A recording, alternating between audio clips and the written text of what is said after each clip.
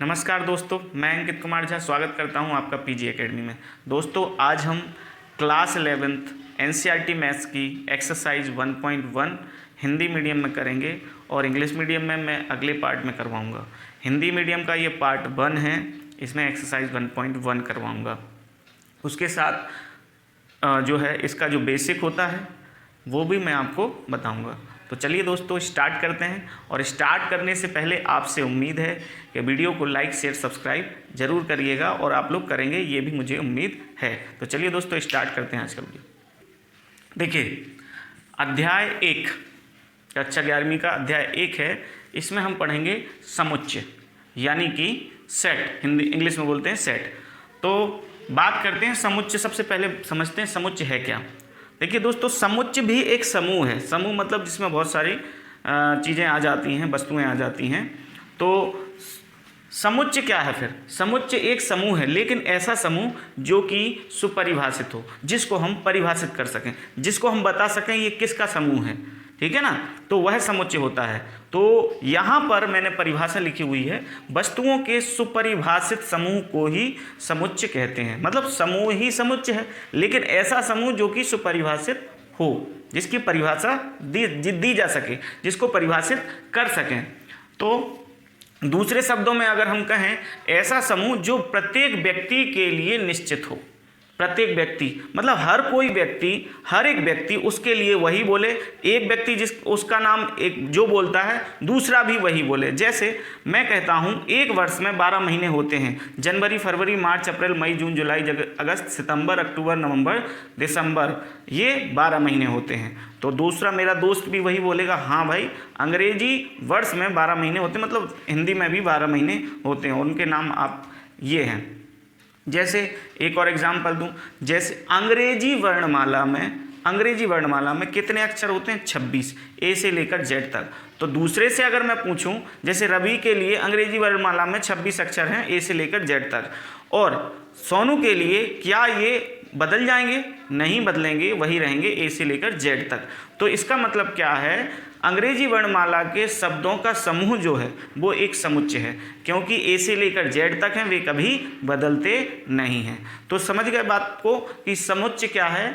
किसी भी समूह को समुच्चय तब कहा जाएगा जबकि वह सुपरिभाषित हो, उसकी जो वस्तुएं हैं या उसके जो अवयव हैं वो सुपरिभाषित हों, उनको ढंग से परिभाषित किया जा सके। इधर कुछ एग्जाम्पल लिखे हुए हैं। नंबर 1 प्राकृत संख्याओं का समुच्चय। प्राकृत संख्याएं सभी लोग 10th में पढ़ी होंगी, वो 9th में भी पढ़ी होंगी। प्राकृत संख्याएं कहाँ से 1 से लेकर अनंत तक जाती हैं। तो ये निश्चित समूह है कि प्राकृत संख्याएं 1 से शुरू होती हैं और इनकी कोई काउंटिंग नहीं है कि कहाँ तक जाती हैं।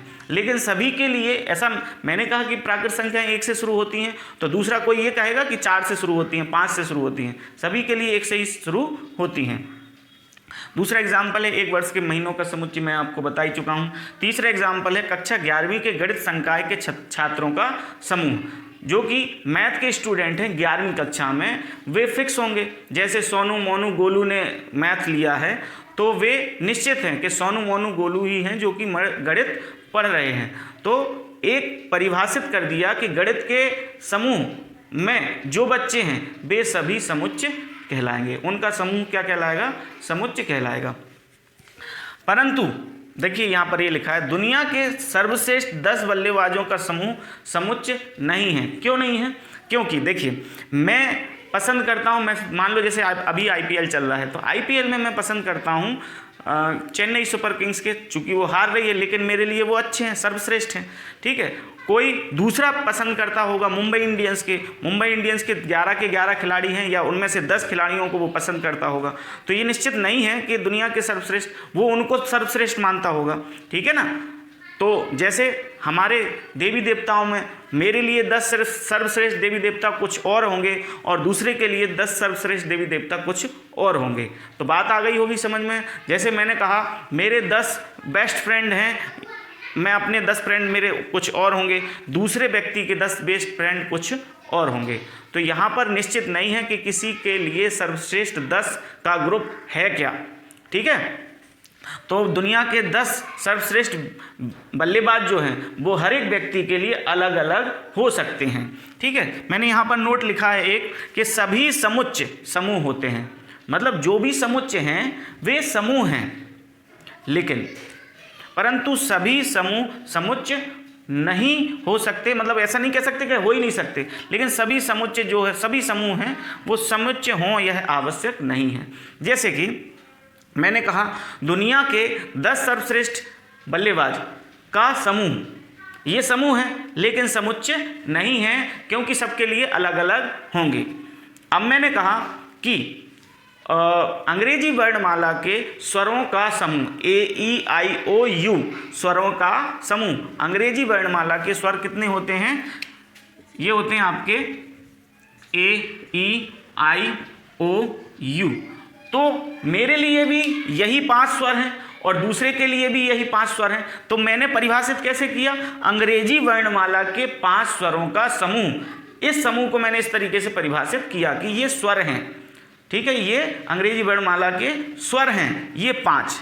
तो मैंने परिभाषित किया, दूसरा भी इसी तरीके से परिभाषित करेगा कि अंग्रेजी वर्णमाला के 5 स्वर ये हैं AEIOU।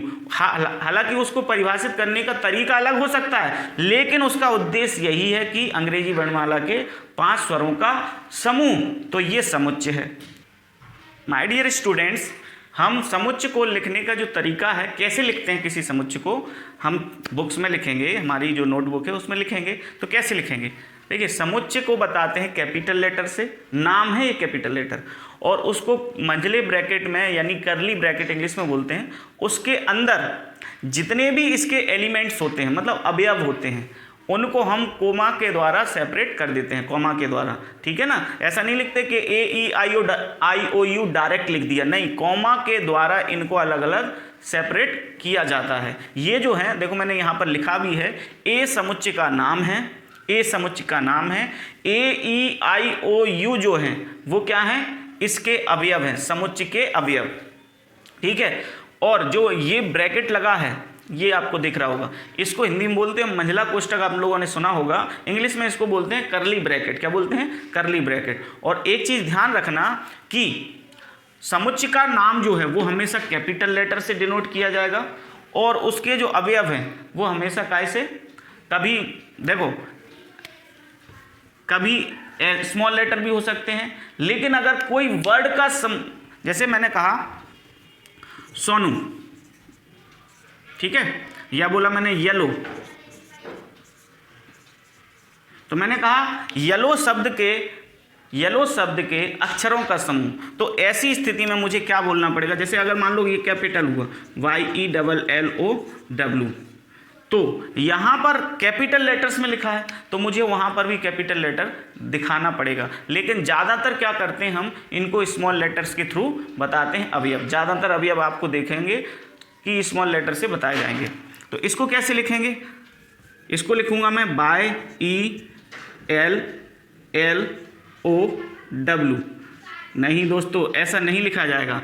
जो 2 बार लेटर है, जो लेटर 2 बार है, उसको एक ही बार लिखा जाएगा। जैसे बाय 1 बार है, पूरे में 1 बार लिख दिया, ई भी 1 बार है, 1 बार लिख दिया, एल 2 बार है तो हमने 1 बार लिख दिया, ओ 1 बार है 1 बार लिख दिया, और डब्ल्यू 1 बार है 1 बार लिख दिया। कहने का मतलब ये है कि किसी भी शब्द में जितने भी लेटर यूज हो रहे हैं, जितने भी अक्षर यूज हो रहे हैं, वो कितनी बार भी हों, लिखा उसको एक ही बार जाएगा। कब? जब उसको समुच्चय रूप में लिख रहे हों। तो दोस्तों, अगर ये चीज़ समझ में आई हो तो पॉज करके इसको भी नोट करिए, आगे बढ़ते हैं। दोस्तों, अब देखते हैं हम समुच्चय लिखने की विधि, मतलब समुच्चय को लिखते कैसे हैं। तो यहाँ पर देखिए 2 विधियाँ मैंने बताई हैं यहाँ पर, और बुक में भी दोनों ही दी हैं कि रोस्टर या सारणीबद्ध, इसको रोस्टर भी बोल सकते हैं, सारणीबद्ध भी, और एक होती है समुच्चय निर्माण, समुच्चय निर्माण रूप, ठीक है, रूप भी बोल सकते हैं, विधि भी बोल सकते हैं। रोस्टर या सारणीबद्ध होती क्या है? मतलब कि किन्हीं अवयवों को सारणी के रूप में लिखना। जैसे हमारी कक्षा में 5 विद्यार्थी हैं या 10 विद्यार्थी हैं, उनको कॉमा के थ्रू सेपरेट करते हैं कि सोनू, मोनू, गोलू, बबली, सीमा, इनके जब नाम लिखते हैं पेपर में, मतलब एक पेज पे नाम लिखते हैं, तो उसको कॉमा के थ्रू सेपरेट करते हैं, एक सारणी बनाते हैं, तो इसलिए इसको कहते हैं सारणीबद्ध रूप।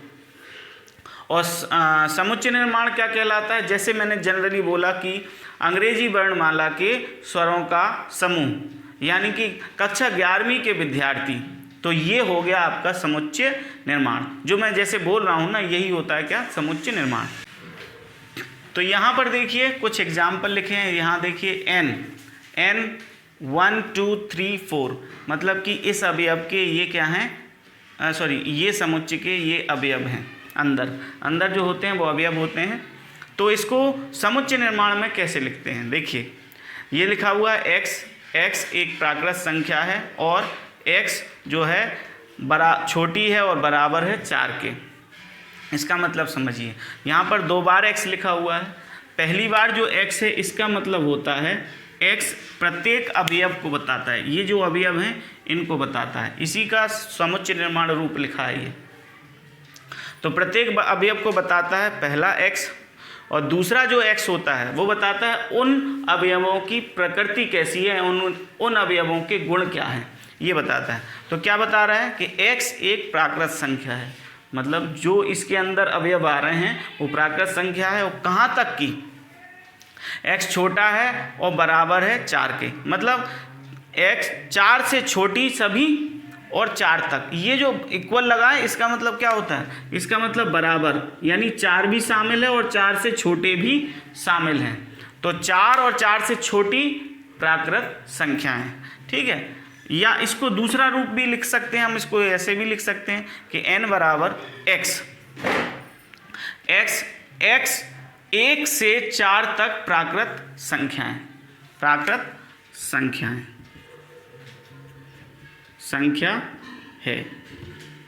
ठीक है। इसका जो अवयव है x वो कैसा है, 1 से लेकर 4 तक की प्राकृत संख्या है।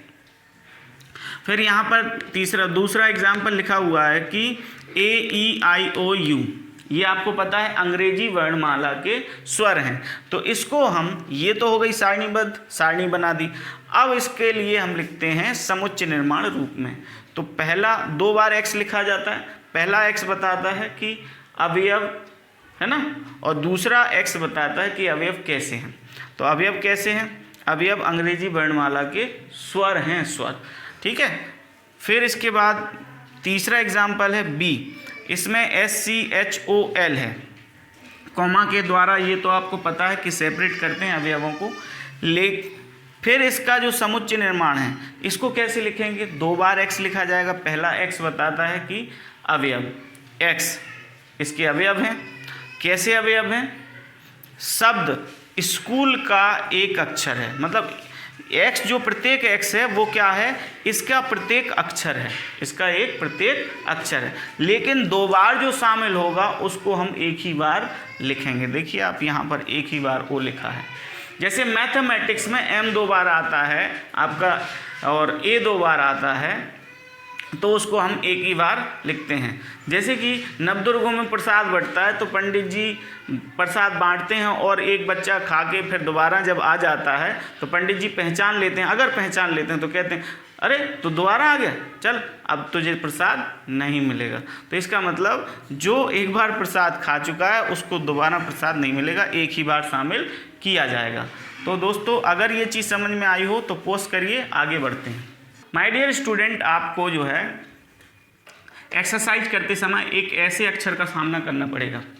इसका मतलब होता है का संबंध, हिंदी में होता है का संबंध से, ये होता है, ठीक है, का संबंध से, मतलब कि, और दूसरा इसको ऐसे भी बोल सकते हैं कि अवयव है, अवयव, ठीक है, अवयव है। जैसे एक एग्जाम्पल लिखते हैं, एक सेट है मेरे पास A और मैंने लिख दिया ABC, इसके क्या हैं, अवयव हैं, ठीक है। तो मैं यहाँ पर कैसे लिखूँगा, जैसे मैंने लिखा A, ये जो है ना, ये एक अवयव है किसका, सेट A का, तो मैं इसको ऐसे लिखूँगा A एक अवयव है समुच्चय A का, B एक अवयव है समुच्चय B का, C एक अवयव है समुच्चय A का। मतलब कि कहने का ये है कि इसको बताने के लिए मैं इतना सारा लिखूं कि C एक अवयव है समुच्चय A का, इतने सारे को मैं ऐसे लिख सकता हूं। जैसे A एक अवयव है समुच्चय A का, इस इतने सारे को मैं ऐसे लिख सकता हूं, A एक अवयव है समुच्चय A का। इसको इंग्लिश में बोलते हैं क्या, बिलोंग्स टू। बिलोंग्स टू का मतलब होता है संबंध रखना, है ना, का संबंध इससे, ठीक है, मतलब ए बिलोंग्स टू ए, यानी ए संबंध रखता है समुच्चय ए से, ठीक है। तो हिंदी में क्या बोलेंगे, ए एक अवयव है समुच्चय ए का, या ए का संबंध समुच्चय ए से है, या अगर इंग्लिश में बोलना चाहते हो तो लिख सकते हैं ए बिलोंग्स टू सेट ए, ठीक है। तो समझ गए कि ए एक अवयव है समुच्चय ए का। ऐसा भी बोल सकते हैं ए एक सदस्य है, किसका, समुच्चय ए का। मेरे हिसाब से आपको सबसे अच्छा बोलना रहेगा क्या, ए एक element, element E for element, तो ई जैसा ही दिख रहा है, ए एक एलिमेंट, एलिमेंट मतलब होता है अवयव, ए एक एलिमेंट है समुच्चय ए का, ठीक है दोस्तों। इस प्रकार से इसको लिखते हैं, तो ये भी आप नोट कर लें, पॉज करके आगे बढ़ते हैं। तो दोस्तों गणितीय समुच्चय कुछ लिखते हैं हम यहाँ पर, कुछ एग्जाम्पल मैंने दिए हुए हैं कि किन संख्याओं को हम किस प्रकार से डिनोट करते हैं, किस लेटर से बताते हैं। देखिए यहाँ पर मैंने लिखा है प्राकृत संख्याओं का समुच्चय को हम कैपिटल एन से बताते हैं, और उसको हम इस तरीके से लिखते हैं। पूर्णांक का समुच्चय, मतलब पूर्णांक संख्याओं का समुच्चय जो होता है उसको हम जेड से बताते हैं, यानी इसमें सभी ऋणात्मक, सभी धनात्मक और जीरो शामिल होते हैं, लेकिन पूर्ण, इसको दशमलव रूप में नहीं लिखा जा सकता, ठीक है। परिमेय संख्याओं के समुच्चय को हम क्यू से बताते हैं, परिमेय में ये सभी आ जाती हैं। दोस्तों अगर ये आपको समझना है कि ये संख्याएं क्या होती हैं, संख्या पद्धति को मैंने अच्छे तरीके से समझाया है, और उस वीडियो को हम डिस्क्रिप्शन बॉक्स में मैं दे दूंगा, तो आप उसको अच्छे से समझ लीजिएगा। तो आगे बढ़ते हैं। अब परिमेय संख्याओं को हम कैपिटल टी से बताते हैं, पूर्ण संख्याओं को हम डब्ल्यू से बताते हैं, मतलब कि अगर पूर्ण संख्याओं के समुच्चय को आप लिख रहे हो तो उसको डब्ल्यू से आप लिखेंगे, जैसे यहाँ पर मैंने एन से बताया है वैसे ही डब्ल्यू से लिखेंगे, ठीक है। वास्तविक संख्याओं का जो समुच्चय होगा उसे कैपिटल आर से बताया जाता है। देखिए क्या होता है इसमें, जैसे मैंने कहा कि पूर्णांकों को बताना है, अगर मुझे धनात्मक पूर्णांकों को बताना है तो यहाँ से लेकर ये हैं धनात्मक पूर्णांक, तो मैं धनात्मक पूर्णांकों को कैसे लिखूंगा, मैं ऐसे लिखूंगा धनात्मक पूर्णांक, धनात्मक पूर्णांकों का समुच्चय,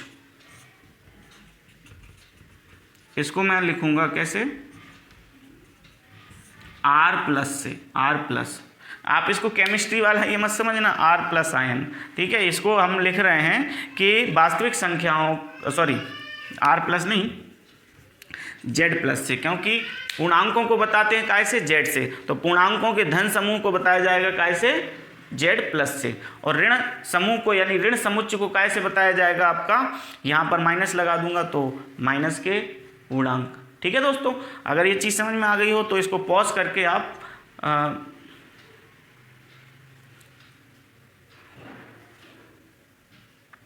अगर ये चीज़ समझ में आ गई हो तो आप पॉज करके स्क्रीनशॉट ले सकते हैं। तो दोस्तों यहाँ पर हम एक्सरसाइज चालू करने से पहले कुछ एग्जाम्पल लिख लेते हैं, जो हमने चीज़ें पढ़ ली हैं बेसिक, उन पर कुछ एग्जाम्पल हैं, फिर एक्सरसाइज चालू करते हैं। यहाँ पर आप देखिएगा ये लिखा हुआ है समीकरण x² - 1 = 0 का हल रोस्टर रूप में लिखिए। तो आप कहेंगे सर फिर इसका सारणी, मतलब रोस्टर रूप में लिखना है, यानी कि आपको सारणीबद्ध रूप में लिखना है, ठीक है, मतलब अक्षरों के फॉर्म में कॉमा के थ्रू सेपरेट करना है। तो इसका जो है आप कहेंगे सारणीबद्ध रूप क्या हुआ, सॉरी समुच्चय निर्माण रूप क्या हुआ सर, फिर यही है समुच्चय निर्माण रूप, मतलब जो लिखा हुआ है वो समुच्चय निर्माण है, इसको हमें रोस्टर यानी सारणीबद्ध में बदलना है। तो मैं इसको सॉल्व करूंगा तो कैसे लिखूंगा, x² - 1 = 0, ठीक है, हल करेंगे, और इसको हम लिख सकते हैं x² = 1, यानी x² ± √1, और 1 का वर्गमूल कितना हो जाए, स्क्वायर दूसरी तरफ जाके अंडर रूट बनाएगा, तो 1 का वर्गमूल क्या होगा 1, ठीक है, यानी कि +1 या -1 और वर्ग।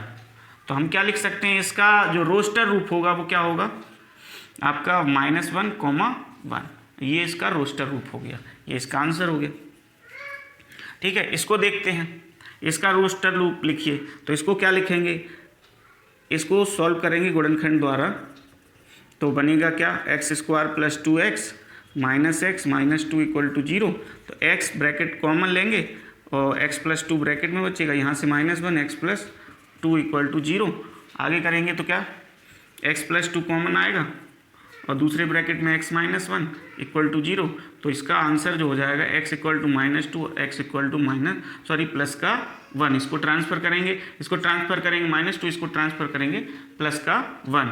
तो इसका जो रोस्टर रूप हो जाए रोस्टर रूप हो जाएगा, वो क्या होगा, रोस्टर रूप हो जाएगा आपका -2, 1। ये आपका आंसर हो जाएगा।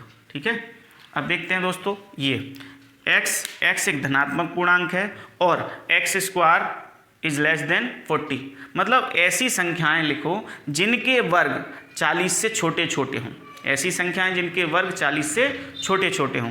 तो हम वर्ग करना चालू करते हैं। 1 का वर्ग क्या हो जाएगा 1, 2 का वर्ग क्या हो जाएगा 4, 3 का वर्ग क्या हो जाएगा 9, 4 का वर्ग कितना हो जाएगा 16, 5 का वर्ग कितना हो जाएगा 25 और 6 का वर्ग कितना हो जाएगा 36, 7 का वर्ग कितना हो जाएगा 49। देखो दोस्तों, यहाँ पर देखिए, जो स्क्वायर, जिनका स्क्वायर कर रहे हैं ना, ये हैं आपके x, ठीक है, ये हैं आपके x। ये इनको पता करना, आंसर में ये आना चाहिए, ये नहीं आना चाहिए। वो क्या कह रहे हैं x, मतलब जो समुच्चय का अवयव है वो है x, लेकिन उनका वर्ग 40 से छोटा होना चाहिए। इसको परिभाषित करने का तरीका क्या है, x ऐसी संख्याएं जिनके वर्ग 40 से छोटे हों। तो ऐसी संख्याएं बताओ जिनके वर्ग 40 से छोटे हों। तो आप देखेंगे, देखो 6 तक के वर्ग 40 से छोटे हैं, 7 का वर्ग 49 जो कि 40 से बड़ा है, तो 49 से छोटे पहला वर्ग 36 है। ठीक है, तो इससे छोटी छोटी 6 का वर्ग 36, 5 का वर्ग 25, 4 का वर्ग 16। तो इसका जो रोस्टर रूप होगा वो क्या होगा, ऐसी संख्याएं जिनके वर्ग 40 से छोटे हों। तो ऐसी संख्याएं क्या हैं, देखो 1 का वर्ग 1 होता है 40, 2 का वर्ग 4, 3 का वर्ग 9, 4 का वर्ग 16, 5 का वर्ग 25, 6 का वर्ग 36 और 7 का वर्ग 7 तो 49, ज़्यादा हो जाता है 40 से। तो इसको हम क्या करेंगे, हटा देंगे। तो ये हो जाएगी इसकी रोस्टर रूप। ठीक है ना, आ गया होगा आपको समझ में। तो अगर आपको वीडियो अच्छा लगा हो तो लाइक शेयर सब्सक्राइब जरूर कर दीजिएगा। जय हिंद दोस्तों।